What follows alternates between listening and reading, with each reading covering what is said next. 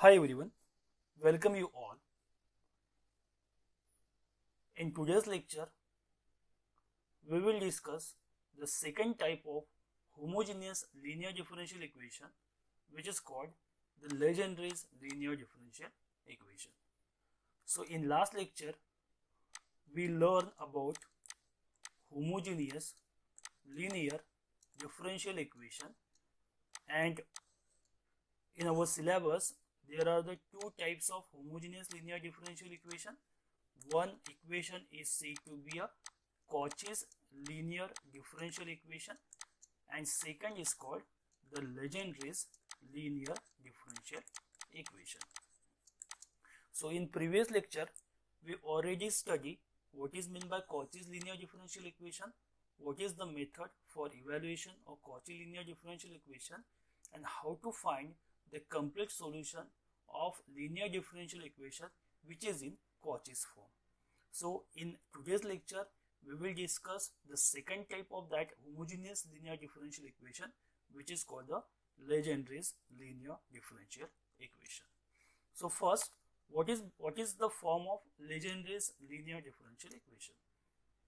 So when the differential equation is of the form a0 ax plus b raised to the power n dny by dx raised to the power n plus a1 ax plus b raised to the power n minus 1 dn minus 1 of y upon dx raised to the power n minus 1 plus up to so on an y is equal to x, where this a0, a1 up to an are constant and x is equal to function of x, is function of variable x. And what is x? X is a independent variable. So here there are the two variables involved in this equation. One variable is x, second variable is y, and we have a differentiate operator dy by dx, means this y is said to be a dependent variable, and with respect to derivative is x, so this x is called the independent variable. So if the differential equation is of the form above form, then this equation is said to be a Cauchy's linear differential, Legendre's linear differential equation. So we already discussed what is the form of Cauchy's linear differential equation. So there are the slightly changes. मैंने कल भी बताया था आपको कि Legendre और Cauchy में क्या है, थोड़े चेंजेस है, और वो चेंजेस क्या है? वो चेंजेस ये है कि ये जो ब्रैकेट है यहाँ पे चेंजेस है. अगर आप कॉची का इक्वेशन लेंगे तो in Cauchy's equation there is a power of only x are present, means x raised to the power n, x raised to the power n minus 1, x raised to the power n minus 2, and so on. And in this Legendre's linear differential equation, there is the power of function of x, that is a bracket of x. Any linear bracket of x are involved in Legendre's linear differential equation.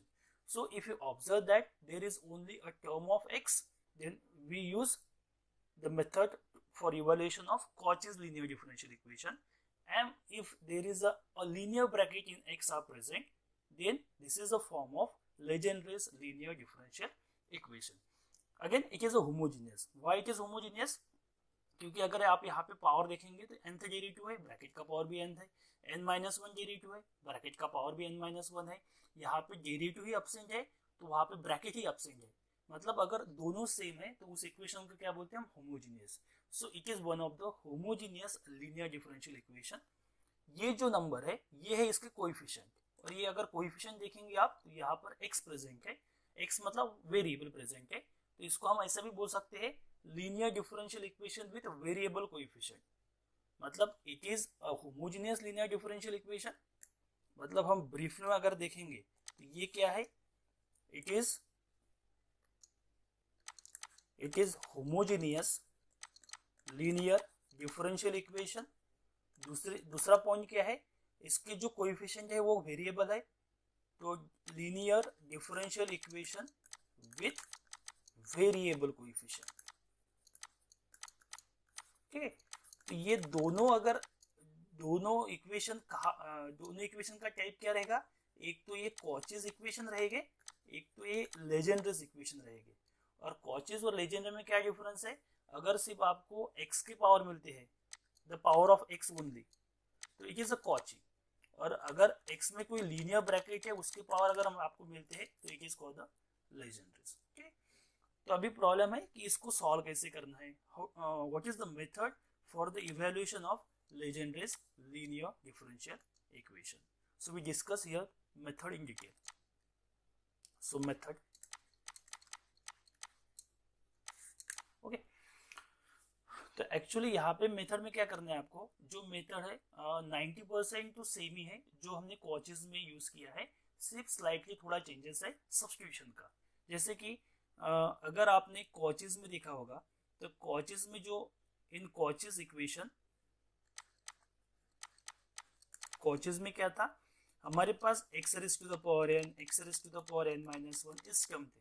तो यहाँ पर क्या किया था हमने, x को put किया था हमने e to the power z। लेजेंड्रेस में क्या है, ax plus b raised to the power n, ax plus b raised to the power n minus 1 इस टाइप के टर्म है। तो हमको यहाँ पे क्या करना है, हमारा वेरिएबल कौन सा है, ax plus b, तो हमें यहाँ पर ax plus b की जगह पे क्या रखना है, e to the power x रखना है। इतने चेंजेस है, और ये चेंजेस के हिसाब से क्या होगी, उसके डेरिवेटिव भी वहाँ पे चेंजेस होंगे। तो हम वो थोड़ा डिटेल में देखेंगे कि हमको करना क्या है, और उसको हमारा एम क्या है, हमारा एम यही है कि अगर यहाँ पे इक्वेशन वेरिएबल कोएफिशिएंट का है, तो उसको हमको कांस्टेंट कोएफिशिएंट में कन्वर्ट करना है। क्यों कन्वर्ट करना है, क्योंकि हमारे पास कांस्टेंट कोएफिशिएंट जो प्रॉब्लम है लीनियर डिफरेंशियल इक्वेशन, वो सॉल्व करने के लिए बहुत सारे मेथड है, जैसे कि shortcut methods, variation of parameter या जनरल मेथड। तो हम वहाँ पे हमारे पास एक मेथड है कि हम उस इक्वेशन का क्या करते हैं, सोल्यूशन निकाल सकते हैं। इसलिए हमारा मेन पहला हमारा एम वही है कि जो इक्वेशन है आपको उसको कांस्टेंट कोएफिशिएंट में रिप्लेस करना है और रिड्यूस करना है। और रिड्यूस कैसे करेंगे, बाय यूजिंग सम सब्स्टिट्यूशन, कुछ पुट करके।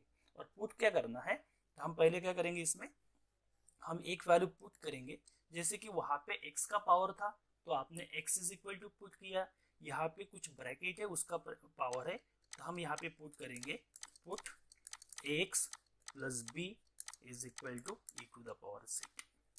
ये हमारा सब्स्टिट्यूशन रहेगा। दोनों साइड से अगर मैं लॉग लूंगा, तो e to the power z का लॉग लेंगे तो हमको z मिल जाएगा, क्योंकि z इंटू लॉग ये तो 1 होता, और इधर का डेरिवेटिव जो है log of ax plus b। ठीक है, अभी जो डेरिवेटिव है उसकी भी वैल्यू निकालना है आपको। तो सपोज अगर पहली जो टर्म है वो ये होगी, अगर आप इक्वेशन देखेंगे तो इक्वेशन के पावर जब कम होगी, जैसे कि ये इक्वेशन अगर है हमारा लेजेंड्रेस, तो पावर n है, n माइनस 1 है, n माइनस 2 है, तो ये यहाँ पे क्या है, ब्रैकेट का पावर 0 है, इसके पहले ब्रैकेट का पावर क्या होगा, 1 होगा, तो वहाँ पे फर्स्ट डेरिवेटिव होगा। तो हमको क्या करना है, ये सभी वैल्यू यहाँ पर निकालना है पुट करने के लिए। तो हम एक एक वैल्यू निकालेंगे। तो पहली वैल्यू क्या करेंगे हम, ये जो ax प्लस b है, इसका यूज करके मुझे पहले निकालना है ax plus b into dy by dx। इसकी वैल्यू क्या होगी, ओके, इसकी वैल्यू क्या होगी, ये हमको फाइंड करना है। तो वो फाइंड करने के लिए हम पहले dy बाय dx निकालेंगे। So dy by dx, okay, by chain rule इसको कैसे लिख सकते हैं हम, क्योंकि हमने x को बोला है z का फंक्शन, तो x को हम z से डिफरेंशिएट कर सकते हैं और y को तो हमको x से करना है, तो बाय चेन रूल इसको हम लिख सकते हैं dy by dz into dz by dx। Okay, so which is equal to dy by dz तो एज इट इज रहेगा, और dz बाय dx, तो z की वैल्यू आपके पास है, तो इसको अगर मैं x से डिफरेंशिएट करता हूँ तो यहाँ पे है log है, तो log का डेरिवेटिव क्या रहेगा, 1 अपॉन ax प्लस b, और ax प्लस b का डेरिवेटिव क्या रहेगा, a। ये टर्म अगर हम इधर शिफ्ट करते हैं तो आपको मिलेगा ax प्लस b, इधर तो dy बाय dx है, dy by dx is equal to, यहाँ पर मिलेगा आपको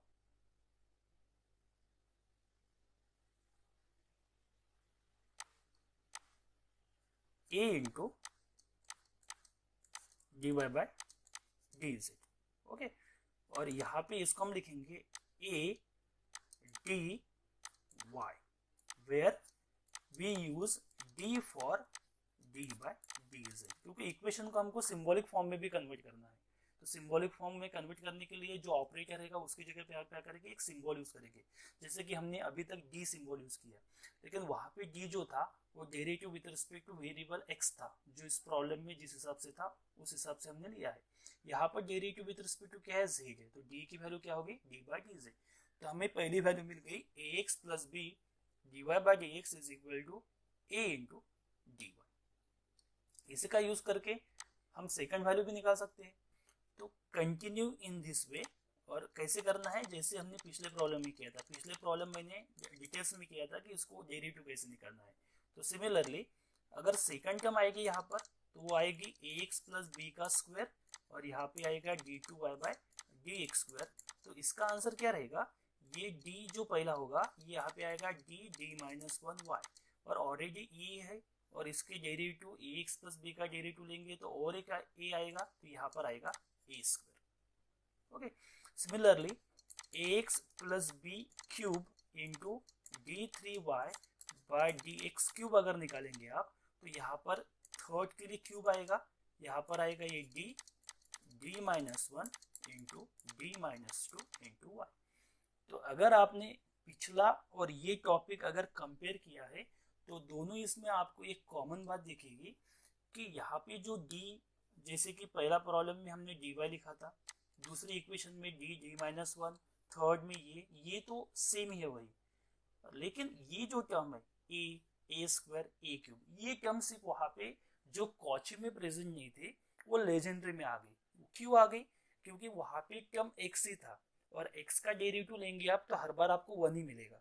लेकिन यहाँ पर टर्म कौन सी है, ax प्लस बी है, तो ax प्लस बी का डेरिवेटिव हर बार लेंगे आप तो x का डेरिवेटिव वन, और वहाँ पे a जो है वो बचेगा।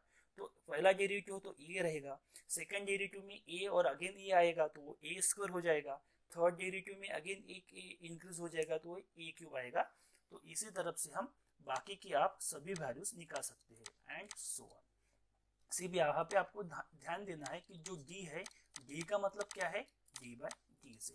तो ये जो वैल्यूज है ये अगर आप गिवन डिफरेंशियल इक्वेशन में पुट कर देंगे, मतलब इस इक्वेशन में पुट कर देंगे, ये जो वैल्यूज है आप हमारा जो लीजेंड्रेस लीनियर डिफरेंशियल इक्वेशन है ये इस इक्वेशन में अगर आप पुट कर देंगे, तो इस इक्वेशन में पुट करने के बाद आपको जो इक्वेशन मिलेगा वो मिलेगा linear differential equation with constant coefficient. लेकिन वो किस में रहेगा, y और z में रहेगा। y और z में क्यों रहेगा, क्योंकि हमने जो x था उसको हमने रिप्लेस कर दिया, x को किस में रिप्लेस कर दिया, हमने z में रिप्लेस कर दिया। तो आपका इक्वेशन जो रहेगा वो y एंड z में रहेगा, तो आपका जो y का सोल्यूशन रहेगा वो z के फॉर्म में रहेगा। और लास्ट में क्या करेंगे हम, जैसे भी वहां पे भी हमने z की वैल्यू रिप्लेस की थी वैसे यहाँ पर भी क्या करना है, हमको z की वैल्यू रिप्लेस करना है। ओके, सिर्फ आपको अगर कंपैरेटिव स्टडी करेंगे आप कॉची और लेजेंड्रे तो आपका थोड़ा इजी जाएगा। अगर x के पावर है तो कॉची, ब्रैकेट के पावर है तो लेजेंड्री, x के पावर में और ब्रैकेट के पावर में जो सब्स्टिट्यूशन है वो सिर्फ x और वो ब्रैकेट रिप्लेस हो जाएगा, बाकी सब्स्टिट्यूशन सेम ही है। और जो डेरिवेटिव की वैल्यूज आएंगी यहाँ पर वो कोएफिशिएंट जो a रहेगा वो मल्टीप्लाई आएगा, फर्स्ट डेरिवेटिव तो ये आएगा, सेकंड डेरिवेटिव है तो ए स्क्वायर आएगा, थर्ड डेरिवेटिव तो ये क्यूब आएगा। तो ये जो डिटेल्स मैंने बताई थी ये आपको मेथड की डिटेल्स है कैसे निकालना है, लेकिन ओरिजिनल प्रॉब्लम में सॉल्व करने के लिए आपको डायरेक्ट यूज करना है। और डायरेक्ट कैसे आता है ये मैंने अभी यहाँ पे बताया। फर्स्ट डेरिवेटिव मैंने यहाँ पे आपको सॉल्व करके दिया है, सेकंड डेरिवेटिव आप पिछला प्रॉब्लम स्टडी करके, मतलब कॉचीज इक्वेशन जो है वो स्टडी करके आप उसकी भी वैल्यूज निकाल सकते हैं। तो ये होगी मेथड, और इस मेथड का यूज करके हमको करना है कुछ प्रॉब्लम सॉल्व। तो हम कुछ प्रॉब्लम सॉल्व करेंगे जो कि रहेंगे लेजेंड्रेस लीनियर डिफरेंशियल इक्वेशन के। Okay, so let's start with the first example. Solve 1 plus x bracket square into d two y by d x square plus 1 plus x into d y by d x plus y is equal to 2 sine of log of 1 plus x solution. Okay, इसको पहले solve करेंगे। तो सबसे पहले solve करने के लिए आपको मालूम चाहिए कि ये प्रॉब्लम किस टाइप का है। ये linear differential equation with constant coefficient है या linear differential equation with variable coefficient है। कैसे मालूम करेगा आपको? आपको सिंपली क्या करना है, ये जो डेरिवेटिव है इसके कोएफिशिएंट देखना है। तो ये डेरिवेटिव इसके कोएफिशिएंट देख लो आप। इसके जो कोएफिशिएंट है यहाँ पर x प्रेजेंट है मतलब x क्या है, वेरिएबल है। तो ये क्या हो गए, linear differential equation with variable coefficient, बराबर है। मतलब हमारा पहली जो मेथड थी वो यहाँ पे यूज नहीं होगी, हमको उसको कांस्टेंट कोएफिशिएंट में कन्वर्ट करना है और बाद में यूज करना है। फिर अगर आप देखेंगे यहाँ पे पावर आप देखेंगे तो यहाँ पे इसका पावर 2 है, डेरिवेटिव भी 2 है, इसका पावर 1 है, डेरिवेटिव भी 1 है। यहाँ पे डेरिवेटिव नहीं है तो टर्म भी नहीं है, मतलब ये होमोजीनियस भी है। और होमोजीनियस अगर डिफरेंशियल इक्वेशन है, लीनियर डिफरेंशियल इक्वेशन अगर होमोजीनियस है तो वहां पे हमारे पास दो ही टाइप है। एक टाइप जो है वो है कॉचीज लीनियर डिफरेंशियल इक्वेशन और सेकेंड टाइप है जो है लेजेंड्रेस लीनियर डिफरेंशियल इक्वेशन। कॉची और लेजेंडर में क्या डिफरेंस है, अगर x के पावर होती है सिर्फ तो वो कॉची है, और अगर x प्लस समथिंग के पावर है तो वो क्या है, लेजेंडरी। तो अगर आप यहाँ पे देखेंगे तो ये x प्लस 1 मतलब x प्लस समथिंग है, तो ये कौन सा इक्वेशन है, लेजेंड्रिस लीनियर डिफरेंशियल इक्वेशन है। और लेजेंड्रिस की मेथड अभी हमने देखी है कि लेजेंड्रिस का प्रॉब्लम कैसे सॉल्व करना है, तो वो मेथड यूज करके हम क्या करेंगे, ट्राई करेंगे इसको सॉल्व करना। तो पहले हम क्या लिखेंगे सॉल्यूशन में, पहले आएगा आपका गिवन डिफरेंशियल इक्वेशन, तो मैं यही पे कर देता हूँ गिवन डिफरेंशियल इक्वेशन इज, इसको बोलेंगे हम इक्वेशन नंबर 1। अभी ये क्लियर हो गया, ये होमोजीनियस है और होमोजीनियस किसका है, लेजेंड्रिस इक्वेशन। किसका कौन सा टाइप है, लेजेंड्रिस का टाइप है। सो विच इज, यहाँ पे लिख देते हैं हम लेजेंड्रिस लीनियर डिफरेंशियल इक्वेशन। लेजेंड्रिस अगर है इक्वेशन तो हमको सब्स्टिट्यूशन करना है, और सब्स्टिट्यूशन क्या रहेंगी, तो हमको सिंपली सब्स्टिट्यूशन में क्या करना है, पुट, क्या पुट करेंगे हम, जो ब्रैकेट है उसको पुट करेंगे। तो हमारे पास ब्रैकेट जो है वो है 1 प्लस एक्स का, और इसके जगह पे क्या पुट करने हैं हमको, e to the power z। So therefore z की वैल्यू क्या रहेंगी, log ऑफ 1 प्लस एक्स। ठीक है, ये होने के बाद हमको वही टर्म सब्स्टिट्यूट करना है जितने डेरिवेटिव आपको प्रेजेंट है। तो मैक्सिमम डेरिवेटिव कौन सा है, सेकंड ऑर्डर। तो हम जो पुट करेंगे वो सिर्फ सेकंड ऑर्डर तक ही पुट करेंगे। तो जाना कैसे है, मिनिमम टू मैक्सिमम जाना है तो पहले लोअर ऑर्डर डेरिवेटिव देखेंगे और बाद में हायर देखेंगे। तो लोअर ऑर्डर कौन सा है, फर्स्ट डेरिवेटिव। तो फर्स्ट डेरिवेटिव का हम यहाँ पे आंसर लिखेंगे। तो 1 प्लस एक्स कैसे निकाला है, हमने पिछले मेथड में देखा है या थ्योरी में भी देखा है कि कैसे निकालना है। तो यहाँ पे हम डायरेक्ट यूज करेंगे d y by d x. तो पहला डेरिवेटिव की वैल्यू क्या रहती, डी वाई। ठीक है, लेकिन ये कॉची नहीं है, ये लेजेंड है। तो लेजेंड है तो यहाँ पर ए आएगा, और ए कितना है, एक्स का कोएफिशिएंट। लेकिन यहाँ पर एक्स का कोएफिशिएंट कितना है, वो भी 1 है। इसीलिए इसमें आपको 1 डालने का काम ही नहीं है, क्योंकि 1, 1 स्क्वायर, 1 क्यूब जो भी करेंगे आप आंसर 1 ही आएगा। और 1 इंटू एनीथिंग इज एनीथिंग, मतलब जो सब्स्टिट्यूशन है वो कॉची का है, लेकिन जो रिजल्ट है वो लेजेंड, सॉरी सब्स्टिट्यूशन जो है वो लेजेंडरी का है, लेकिन जो रिजल्ट है वो कॉची का ही है। क्यों कॉची का है, क्योंकि x का कोएफिशिएंट 1 ही है, अलग नहीं है। अगर 2 होता था तो फिर वो वहां पे अफेक्ट करता था, इसलिए यहाँ पर इसकी वैल्यू क्या रहेंगी, डी वाई ही रहेंगे। इसके बाद फर्स्ट डेरिवेटिव का काम हो गया, हमारा सेकंड डेरिवेटिव चाहिए हमको। तो सेकंड डेरिवेटिव निकालेंगे हम। तो सेकंड डेरिवेटिव की टर्म कौन सी है, 1 plus x square into d two y by d x square. Second derivative में क्या रहेगा, यहाँ पे डी आएगा, यहाँ पे डी माइनस 1 आएगा, और यहाँ पे y आएगा। यहाँ पर कितना आता, ए स्क्वायर आता। ठीक है, लेकिन यहाँ पर भी a मतलब x का कोएफिशिएंट कितना है, 1। यहाँ पे लिख देता मैं, here a is equal to 1, here a is equal to 1। तो a इज इक्वल टू 1 है, तो यहाँ पर अगर a भी आ गया तो a इज इक्वल टू 1 रख दिया, तो ये a की जगह पे क्या आ जाएगा, 1 आ जाएगा, मतलब ये टर्म निकल जाएगी। और सेकंड टर्म में क्या है, यहाँ पर a स्क्वायर आएगा, लेकिन a कितना है, 1 है, तो 1 स्क्वायर कितना आएगा, 1 आएगा, तो ये भी टर्म निकल जाएगी, इसलिए मैंने यहाँ पर लिखा नहीं। लेकिन यहाँ पे d की वैल्यू क्या होगी वो आपको लिखना है। तो यहाँ पे d का मतलब क्या है, z का फंक्शन हो गया। देखिए x का फंक्शन हमने z में कन्वर्ट कर दिया है, तो जो डेरिवेटिव था वो रिस्पेक्ट टू x था ओरिजिनल प्रॉब्लम में, लेकिन हमने z में कन्वर्ट किया, इसलिए वो डेरिवेटिव किस में कन्वर्ट हो गया, derivative with respect to z में कन्वर्ट हो गया। ठीक है, तो ये सब्स्टिट्यूशन है हमारा। सिर्फ हमको क्या करना है, ये जो वैल्यूज है ये उठाकर इक्वेशन 1 में पुट करनी है, और इक्वेशन 1 पुट करने के बाद देखेंगे हम क्या मिला था।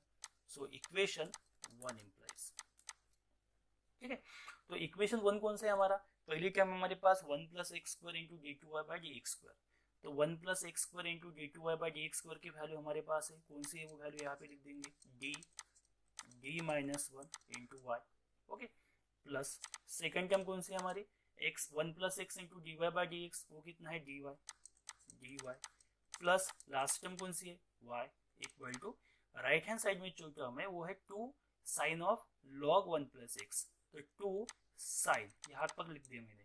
अभी जो ब्रैकेट में की टर्म है, जो ब्रैकेट के अंदर की अगर आप टर्म देखेंगे यहाँ पर, तो वो टर्म है x का फंक्शन, लेकिन हमने x को तो हमने z में कन्वर्ट कर दिया, इसलिए ये जो फंक्शन है ये हमको z के फॉर्म में लिखना पड़ेगा।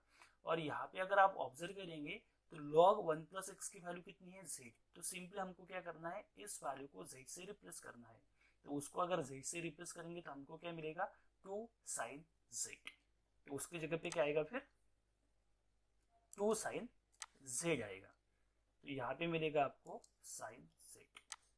ठीक है, अभी इसको हम सॉल्व करेंगे, तो यहाँ से y कॉमन निकाल लो और यहाँ पे d से मल्टीप्लाई कर दो, तो d इंटू डी हो गया D square, d into minus 1 हो गया माइनस डी, y को बाहर निकल गया, यहाँ पे प्लस d और यहाँ पे प्लस 1 बच गया, y बाहर, which is equal to 2 sine z, minus d plus d cancel, we get d square plus 1 y is equal to 2 sine z, called as equation number 2।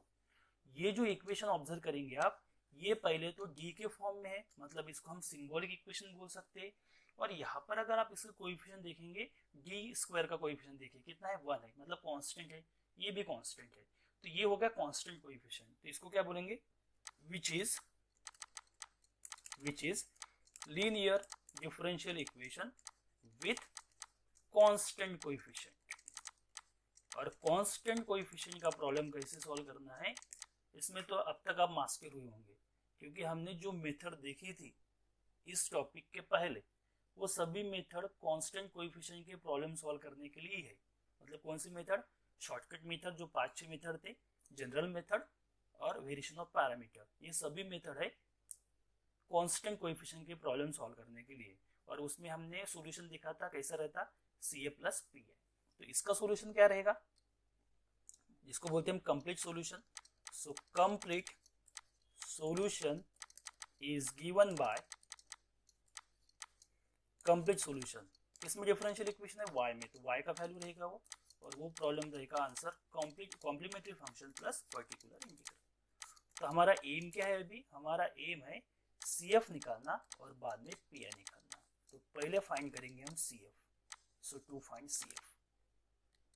ठीक है, CF फाइंड करने के लिए हमको क्या होना, CF फाइंड करने के लिए हमको चाहिए ऑक्सिलरी इक्वेशन, तो हम ऑक्सिलरी इक्वेशन लिखेंगे। So the auxiliary equation is,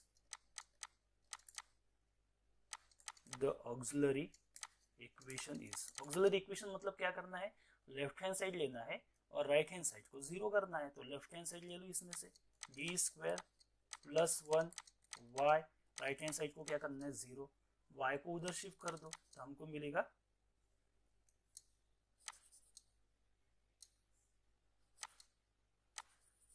y को उधर शिफ्ट करने के बाद आपको मिलेगा d square plus 1 equal to 0। अभी d square plus 1 equal to अगर 0 हो गया तो डी स्क्वायर कितना हो जाएगा -1, और -1 मतलब आई स्क्वायर, दोनों साइड से स्क्वायर रूट ले लो, तो डी स्क्वायर का स्क्वायर रूट डी, आई स्क्वायर का स्क्वायर रूट आई, और स्क्वायर रूट है तो इसलिए प्लस माइनस रहेगा। तो इसको कंपेयर करेंगे हम अल्फा प्लस माइनस आई बीटा से, क्योंकि ये रूट्स कौन से, कॉम्प्लेक्स। ओके, और अगर रूट्स कॉम्प्लेक्स है तो कॉम्प्लीमेंट्री फंक्शन का फार्मूला क्या है वो आपको मालूम है। फार्मूला है हमारे पास e to the power alpha x c1 cos beta x plus c2 sin beta x. ये है हमारे पास फार्मूला कॉम्प्लीमेंट्री फंक्शन को निकालने का। कब? जब रूट्स कॉम्प्लेक्स है। तो यहाँ पे अल्फा की वैल्यू जो है वो क्या हो जाएगी, रियल पार्ट, मतलब इसका 0 है, और बीटा मतलब आई का कोएफिशिएंट जो हो गया 1। लेकिन यहाँ पे आपको एक करेक्शन करना है, क्योंकि ये अगर आप ऐसे लिखेंगे तो आपका प्रॉब्लम में थोड़ी गलती हो जाएगी। कौन सी गलती हो जाएगी? अगर आप देखेंगे बराबर से तो आपका जो ओरिजिनल प्रॉब्लम था वो था y और x में हमने सब्स्टिट्यूशन किया था x की जगह पे, जैसे कि वो ब्रैकेट जो था ax प्लस b, मतलब इसमें जो था 1 प्लस एक्स, यहाँ पे दिखा देता हूँ मैं आपको 1 प्लस एक्स जो ब्रैकेट था 1 प्लस एक्स, इसको हमने x को z में कन्वर्ट किया था। तो हमारा प्रॉब्लम अभी x में रहा नहीं, हमारा प्रॉब्लम हो गया z में। तो हमारा आंसर भी जो आएगा वो किस में आएगा, z में आएगा। तो इसीलिए आपको क्या करना है, जो ये x है इसकी जगह पे हमको क्या रखना है, z रखना है। x की जगह पे z रखना है, x की जगह पे z रखना है। तो हमारा जो प्रॉब्लम रहेगा ये रहेगा e to the power alpha z cos beta z c2 sin beta z। अगर इस टाइप से करेंगे तो आपका प्रॉब्लम बराबर हो जाएगा। ठीक, अभी यहाँ पे हम वैल्यू पुट कर देंगे। So which is equal to e to the power alpha कितना है, 0 है, तो ये हो गया 0 है, और बीटा है 1, तो c1 cos 1z plus c2 sin 1z। So e to the power 0 मतलब 1, तो आपका आंसर आया c1 cos z plus c2 sin z। ये हो गया हमारा कॉम्प्लीमेंट्री फंक्शन। बाद में कॉम्प्लीमेंट्री फंक्शन तो हो गया, तो सेकंड में हमको निकालना है particular integral to find particular. So particular integral का फार्मूला आपको मालूम है। सो पर्टिकुलर इंटीग्रल का फार्मूला क्या होता है, ओरिजिनल अगर हम देखेंगे तो 1 अपॉन एफ ऑफ डी, और यहाँ पे लिखते थे हम एक्स, एक्स मतलब राइट हैंड साइड में की टर्म, लेकिन यहाँ पर भी जो टर्म है वो अभी चेंज हो जाएगी राइट हैंड साइड की वैल्यू भी। तो इसीलिए यहाँ पे पर्टिकुलर इंटीग्रल का हमारा आंसर रहेगा 1 अपॉन एफ ऑफ डी। मतलब क्या होता है, अगर ऑक्सिलरी इक्वेशन में जो वैल्यूज लेते हैं आप, वही वैल्यू किसकी होती है, एफ ऑफ डी की। तो वो वैल्यू आप देख लो एफ ऑफ डी कौन सा होता है। तो यहाँ पर एफ ऑफ डी जो इक्वेशन है वो देख लेना हमको। लेफ्ट हैंड साइड मतलब एफ ऑफ डी और राइट हैंड साइड मतलब एक्स, उधर की जो वैल्यू रहती है। तो ये डी स्क्वायर प्लस 1 जो है, ये जो डी स्क्वायर प्लस 1 है, ये हो गया हमारा एफ ऑफ डी, और यही हमने ऑक्सिलरी इक्वेशन में यूज किया था। और जो राइट हैंड साइड की वैल्यू होती है वो होती है एक्स। एक्स क्यों लिया था हमने, क्योंकि फंक्शन एक्स के फॉर्म में था, लेकिन यहाँ पे जेड का फॉर्म है, इसीलिए वो एक्स मतलब जेड का फॉर्म हो गया। वहां पे मैंने सिर्फ आपको ध्यान में आने के लिए एक्स लिखा था फार्मूले में, लेकिन एक्चुअली वो हमको क्या लिखना है, अभी जेड लिखना है। तो इधर की वैल्यू कौन सी है, 2 sin z, तो वो वैल्यू हम वहां पे पुट कर देंगे।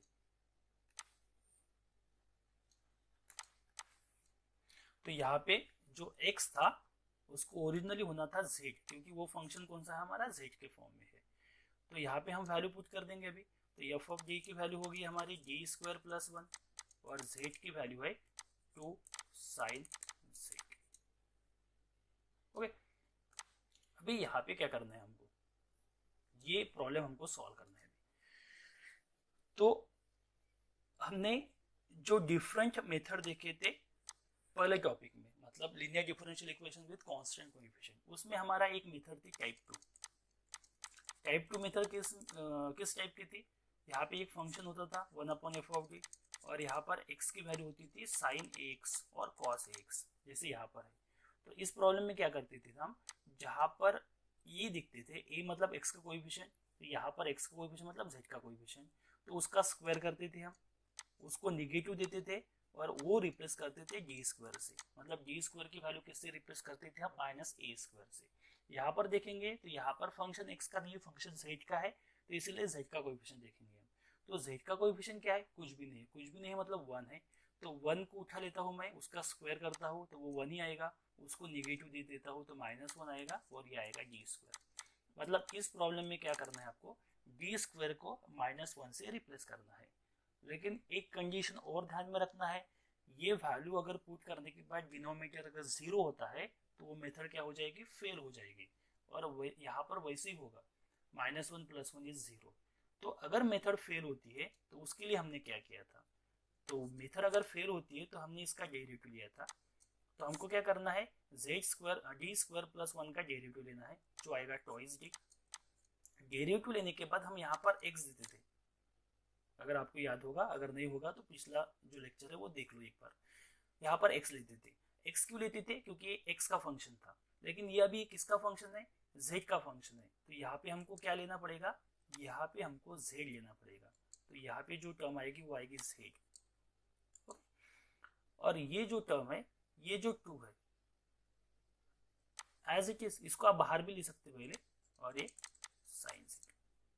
ओके, तो अगर आप ऑब्जर्व करेंगे तो ये 2 और वो 2 ये दोनों क्या है, कांस्टेंट है। तो ये 2 और ये 2 को आप कैंसिल भी कर सकते, विच इज इक्वल टू, ये हो गया z और ये 1/d।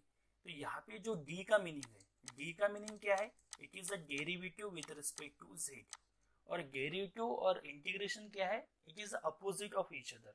तो अगर d ऊपर है तो डेरिवेटिव, लेकिन अगर d नीचे आ गया मतलब उसका रेसिप्रोकल हो गया 1/d, तो वो हो जाता है इंटीग्रेशन। तो यहाँ पर वैसे ही 1/d। तो 1/d मतलब क्या हो जाएगा, ये हो जाएगा इंटीग्रेशन किसका, साइन z का, विथ रिस्पेक्ट टू क्या, z। So which is equal to z, and what is the integration of sine z, integration of sine z is minus cos z। Okay, integration of sine z is minus cos z। तो हमारा answer आ गया -z into cos z। यहाँ पर देखेंगे आप तो यहाँ पर कोई भी d बाकी नहीं है, मतलब ये हो गया हमारा फाइनल आंसर। तो हमने पहले कॉम्प्लीमेंट्री फंक्शन निकाला और अभी हमने पर्टिकुलर इंटीग्रल निकाला। सो दोनों का यूज करके हम क्या लिखेंगे अभी, complete solution. So therefore complete solution is equal to complementary function plus particular integral. Complete solution मतलब जिसका डिफरेंशियल इक्वेशन है जो कि y का, तो y का वैल्यू रहेगी। कॉम्प्लीमेंट्री फंक्शन देख लीजिए, आपने कॉम्प्लीमेंट्री फंक्शन की वैल्यू क्या निकाली थी। सो कॉम्प्लीमेंट्री फंक्शन था हमारा c1 cos z plus c2 sin z। तो कॉम्प्लीमेंट्री फंक्शन की वैल्यू यहाँ पे पुट कर दो, c1 cos z plus c2 sin z।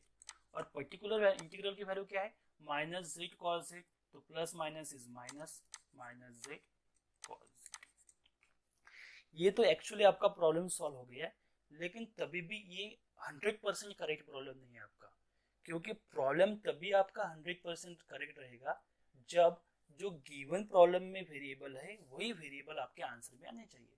जैसे कि हमारा जो एग्जांपल था, वो हमारा एग्जांपल था y और x के फॉर्म में। देख लीजिए आप, यहाँ पर जो हमारा प्रॉब्लम है वो है वेरिएबल y और x के फॉर्म में, जहां पर y क्या है, डिपेंडेंट है, किस पे डिपेंड है, x पे। तो आपका जो आंसर आना चाहिए वो आपका आंसर इसी फॉर्म में आना चाहिए, y जो कि x का फंक्शन होगा, इस फॉर्म में हमारा आंसर चाहिए, क्योंकि y x पे डिपेंड है। लेकिन आपका जो आंसर आया वो कहाँ पे आया, वो z के फॉर्म में आया। क्यों z के फॉर्म में आया, क्योंकि हमने कुछ सब्स्टिट्यूशन किए थे। तो इसीलिए ये जो हमने सब्स्टिट्यूशन किए थे इसको हमको क्या करना है, वापस करना है, रिप्लेस कर देना है, रिसब्स्टिट्यूट करना है। तो वो रिसब्स्टिट्यूट करने के बाद आपको जो ओरिजिनल प्रॉब्लम का आंसर है वो आंसर हमको मिल जाएगा। तो उसको हम रिसब्स्टिट्यूट कर देंगे अभी। तो क्या करना है रिसब्स्टिट्यूट हमको, तो हमने जो पुट किया था, क्या पुट किया था हमने, जो ब्रैकेट है, ब्रैकेट था हमारा 1 + x, उसके जगह पे हमने पुट किया था e⁻z, और लॉग लेने के बाद आपको ये भी वैल्यू मिल गई थी log 1 + x। तो जहां जहां जैसे जैसे वैल्यूज है, इससे दोनों में से जो वैल्यूज है वो आपको वहां पे यूज करना है। तो वहां पे मैं यूज करता हूँ अभी। तो y इज इक्वल टू ये c1 cos z की वैल्यू कौन सी है, log of 1 + x। तो ये हो गया log of 1 + x plus c2 sin z की वैल्यू कौन सी है, अगेन log of 1 + x, ये हो गया log 1 + x माइनस z की वैल्यू कौन सी है, log 1 + x, और ये है cos z, मतलब cos of log 1 + x। Okay, तो ये जो है ये हो गया हमारा final answer. So which is required complete solution। तो ये हो गया हमारा फाइनल आंसर। और यहाँ पे ऐसा प्रॉब्लम करेंगे आप तो आपको जितने भी मार्क्स से 6 या 7 मार्क का जो प्रॉब्लम है वो पूरे प्रॉब्लम आपको इजीली मिल जाएंगे। ओके, तो ये जो मेथड है वो पिछले लेक्चर जैसा ही है जैसे हमने कॉची के प्रॉब्लम किए थे। वहां पे सिर्फ जो एक्स्ट्रा फैक्टर है वो x के पावर थे, तो यहाँ पे ब्रैकेट का पावर है। और वो फैक्टर यहाँ पे आया भी नहीं। क्यों नहीं आया? क्योंकि x का कोएफिशिएंट क्या था? 1 था। अभी x का कोएफिशिएंट अगर चेंज होगा तो वो फैक्टर यहाँ पे आएगा ही। तो एक और प्रॉब्लम लेंगे हम उसी टाइप का जिसमें x का कोएफिशिएंट प्रेजेंट रहेगा। और ये प्रॉब्लम जो है वो यूनिवर्सिटी में 1-2 साल पहले पूछा भी है 7 मार्क के लिए। तो वो प्रॉब्लम से ट्राई करेंगे हम कि इसको अगर x का कोएफिशिएंट पूछे तो उसको कैसे सॉल्व करना है। So next example is solve 3x plus 2 square d2y by dx square plus 3 into 3x plus 2 dy by dx plus, sorry, there is minus 3y minus not 3y, it is 36y. 36y is equal to 3x square plus 4x plus 1. So ये जो है हमारा problem ये हमको solve करना है।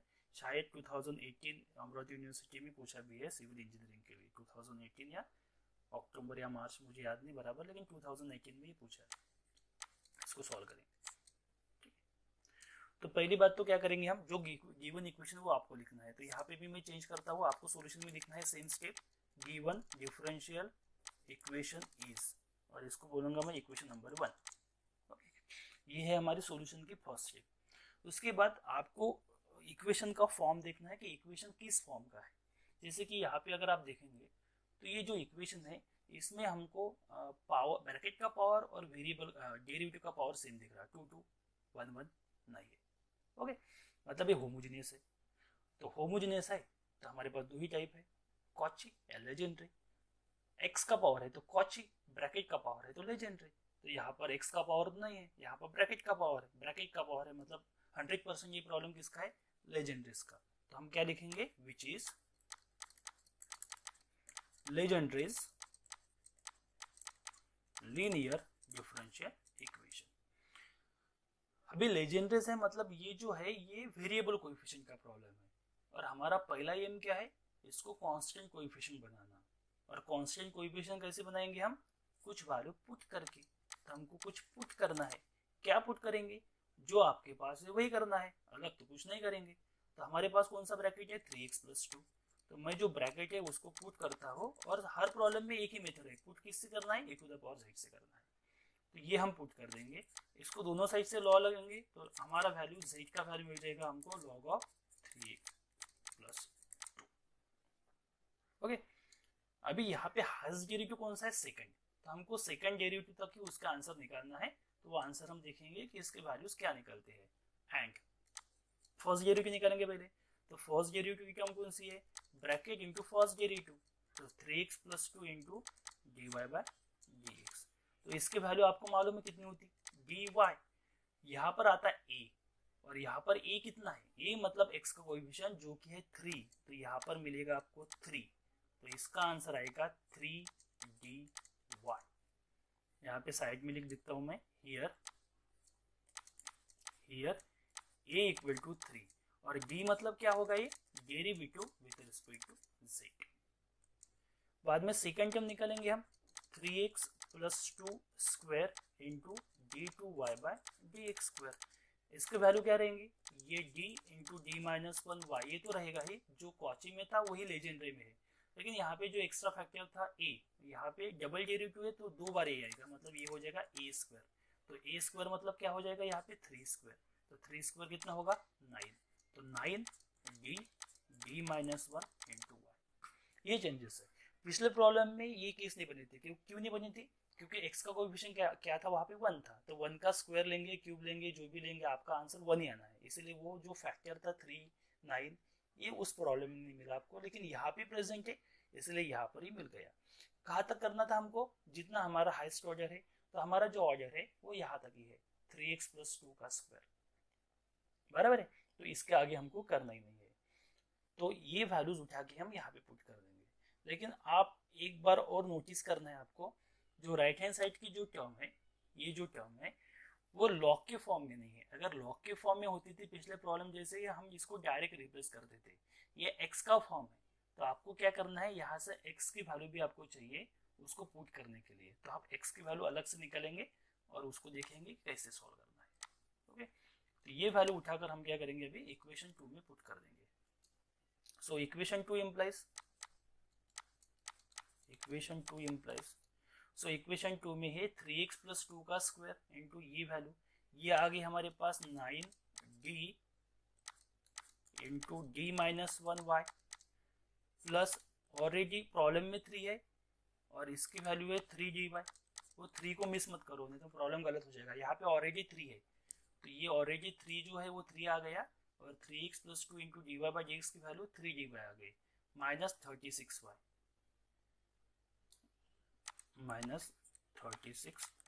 Equal to.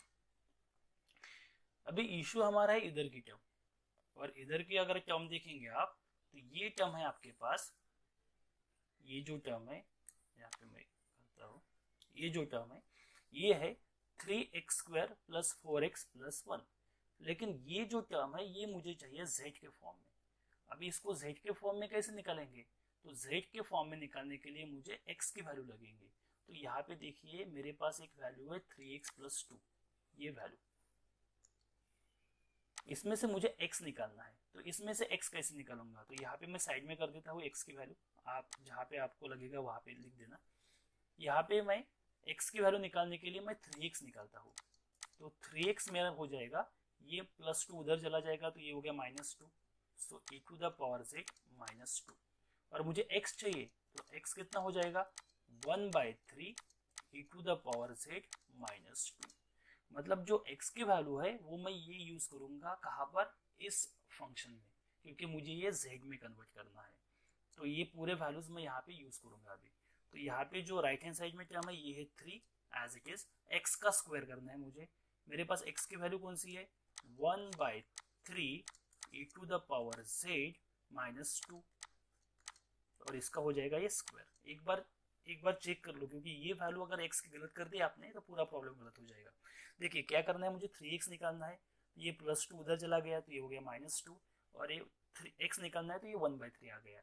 तो पहली टर्म जो है 3 × x², तो x का स्क्वायर कर दिया मैंने, प्लस सेकंड टर्म जो है ये 4 × x है, तो x की वैल्यू कितनी है, 1/3 e⁻z -2, और लास्ट में है 1 + 1। तो ये हो गया हमारा।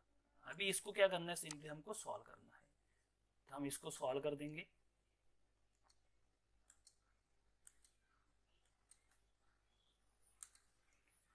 तो ये मल्टीप्लाई कर दूंगा मैं, देखिए यहाँ पर 9 है और एक d को मैं ब्रैकेट के अंदर मल्टीप्लाई करता हूँ, तो d × d d² -1 × d -d।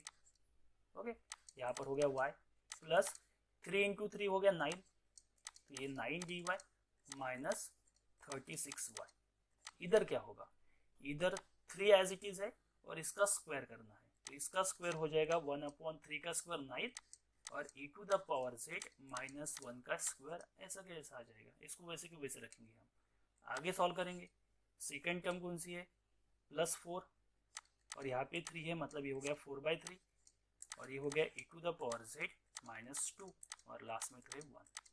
इसको पहले हमको कंप्लीटली सॉल्व करना है, कंप्लीटली सॉल्व करने के बाद ही आपको एग्जैक्ट उसका आंसर मिलेगा।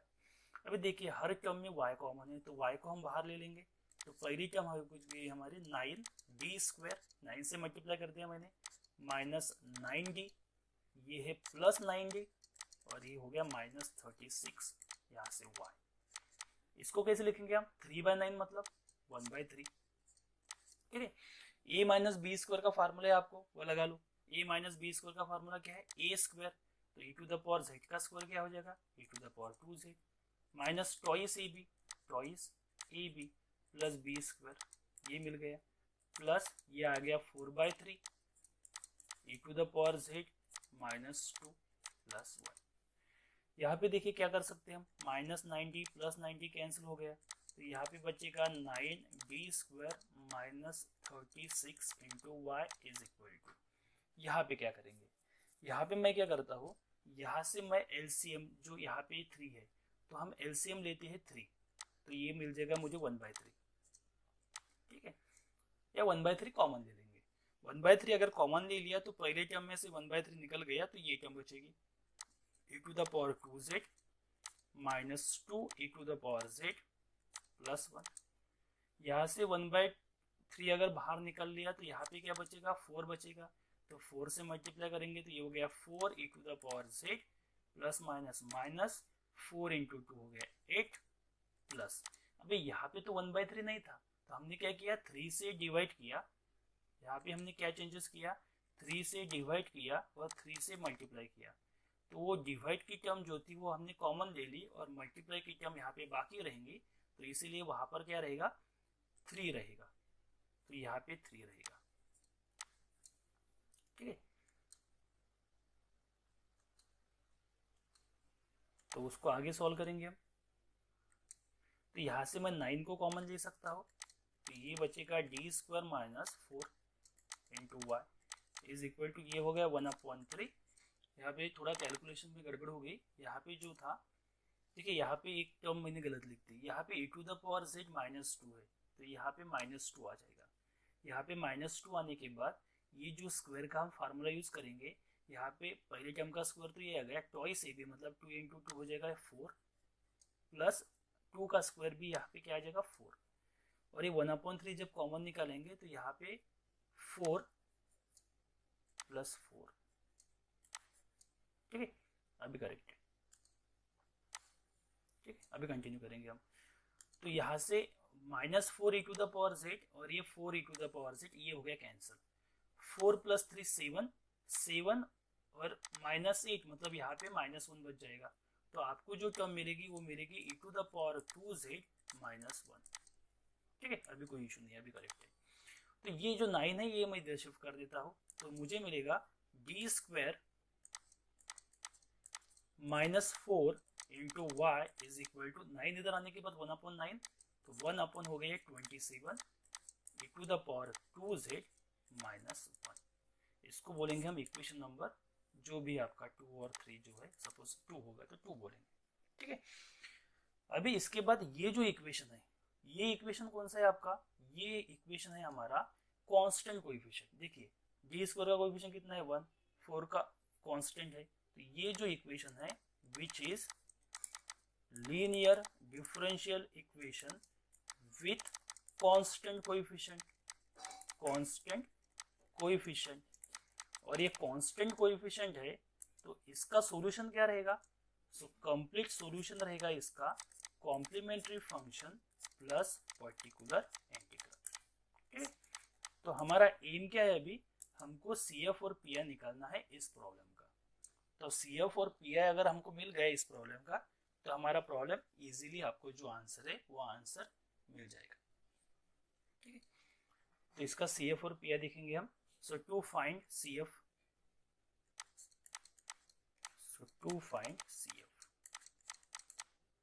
ठीक है। तो CF निकालने के हमको क्या चाहिए, auxiliary equation, so auxiliary equation is कौन सा रहेगा auxiliary equation, left hand side लिखना है, राइट हैंड साइड को 0 करना है, कर दिया हमने 0, तो ये हो गया हमारा d² -4 इज इक्वल टू 0, वो भी हो गया, तो d² की वैल्यू हो जाएगी 4, ठीक है। d² अगर 4 हो गया तो आपको इसको रूट लेना है, रूट लेने के बाद d² का रूट हो गया d और 4 का रूट हो गया 2 और ये हो गया प्लस माइनस, बराबर है। ये जो रूट्स है ये है रियल एंड डिस्टिंक्ट, अलग अलग है, एक +2 एक -2 है, तो कॉम्प्लीमेंट्री फंक्शन क्या रहेगा, रियल है तो रियल में कंडीशन कौन सी है हमारी, c लेना है, e to the power mx लेना है, लेकिन अगेन यहाँ पर है x को हमने z में चेंज किया तो यहाँ पर mz आएगा, दो रूट्स है इसलिए 2 बार लिखेंगे, दोनों अलग अलग है, तो एक को m1 बोलेंगे, एक को m2 बोलेंगे, और एक को c1 बोलेंगे, एक को c2 बोलेंगे, और उसको दोनों को क्या कर देंगे, ऐड कर देंगे।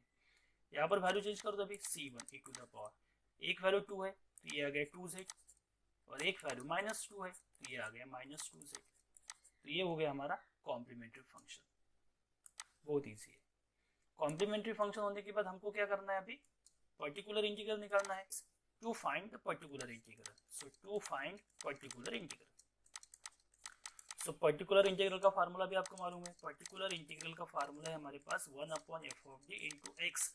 लेकिन अभी देखिए वो z का है, इसलिए मैं यहाँ पे z ही लिखता हूँ क्योंकि वो z का फंक्शन है। हम यहाँ पे वैल्यू पुट कर देंगे, वैल्यू पुट करने के बाद आपको मिलेगा विच is equal to 1/f(d). f(d) की वैल्यू कौन सी थी, जो हमने ऑक्सिलरी इक्वेशन में यूज की थी, वो जो वैल्यू है वो है d² - 4। तो ये हो गया d² - 4, d² - 4। और z की वैल्यू मतलब जो राइट हैंड साइड में टर्म है वो टर्म, राइट हैंड साइड में जो टर्म थी वो कौन सी थी, 1/27 e to the power 2z - 1। वो वैल्यू वहां पर यूज करेंगे हम, 1/27 e to the power 2z - 1। Okay, अभी इसको हमको सिर्फ सॉल्व करना है। तो यहाँ पे 1/27 है, ये कांस्टेंट, इसको हम बाहर ले सकते हैं।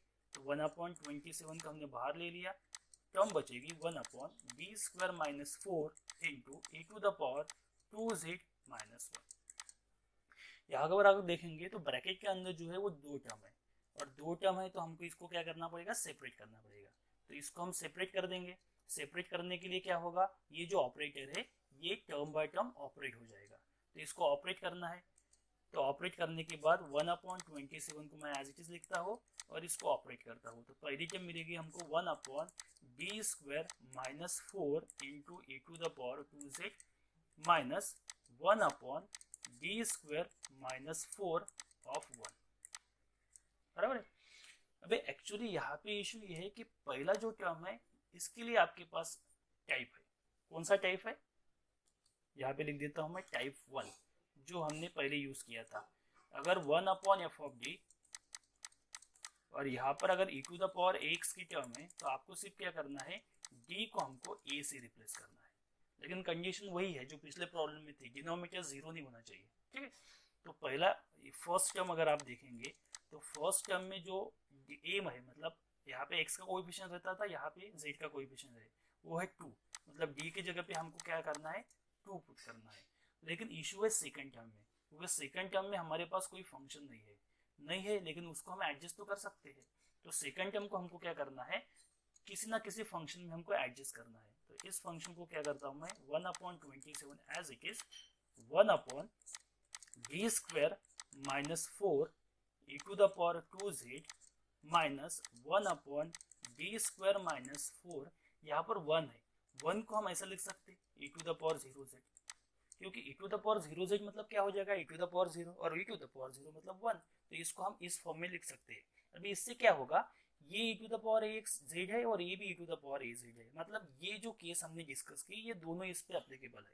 तो ये एक ही केस है जो हम दोनों यहाँ पर यूज कर सकते हैं। तो ये यूज करके हम ये प्रॉब्लम भी सॉल्व करेंगे। तो पहला हो गया 1/27। अभी ये केस अप्लाई कर दो, लेकिन केस अप्लाई करने के बाद एक बार देखना है आपको कि डिनोमिनेटर 0 नहीं होना चाहिए। जैसे कि यहाँ पर देखिए आप, z का कोएफिशिएंट है 2 और z का कोएफिशिएंट 2 है, मतलब d को हमको 2 से रिप्लेस करना है। तो यहाँ पे अगर मैं d के जगह पे 2 रखता हूँ तो 2² हो जाएगा 4 और 4 - 4 हो जाएगा 0। तो 1/0 मतलब ये वैल्यूज होगी इनफाइनाइट। तो हमारा प्रॉब्लम हो गया हमारा। तो अगर डेरिवेटिव इनफाइनाइट वैल्यू इनफाइनाइट होती तो हम क्या करते, जो नीचे की टर्म है उसका हम डेरिवेटिव लेते। तो d² - 4 का डेरिवेटिव क्या हो जाएगा, ट्वाइस d। बराबर। जैसे यहाँ पर हमने डेरिवेटिव लिया तो हमको यहाँ पर लेना था x, लेकिन हमारा फंक्शन z का है तो हम यहाँ पे लेंगे z, और बाकी की term as it is e to the power 2z minus. यहाँ पे ऐसा कोई इशू नहीं है तो हम क्या करेंगे, 0 है हमारे पास कोएफिशिएंट तो उसको हम रिप्लेस करेंगे। सेकंड टर्म में क्या करना है, हमको d की जगह पे 0 रखना है। तो d की जगह पे अगर 0 रखेंगे तो 0 का स्क्वायर हो गया 0 माइनस 4 और e टू द पावर 0 मतलब 1। इसको वापस कर देंगे हमारा काम होने के बाद। अभी इसको सॉल्व करो, ये हो गया 1/27 इंटू 1/20। अभी यहाँ पे आपके पास दो चॉइस है, जैसे कि हमने बोला था डी मतलब क्या होता है डेरिवेटिव, तो डेरिवेटिव है तो आप इंटीग्रेशन भी ले सकते हैं, या सिंपली हम डी को 2 से रिप्लेस कर देते हैं, क्योंकि ये तो e to the power a z ही है और यहाँ पर d भी है, तो d को 2 से आप डायरेक्ट रिप्लेस कर सकते हैं, तो हम इसको डायरेक्ट रिप्लेस करेंगे, तो z इंटू 1/2 और d की जगह पे क्या आएगा अगेन 2 और ये e to the power 2z as it is, minus minus हो जाएगा प्लस और ये आ गया 1/4, तो which is equal to 1/27 in bracket, ये आ गया z, 2 इंटू 2 हो गया 4 e to the power 2z plus 1/4।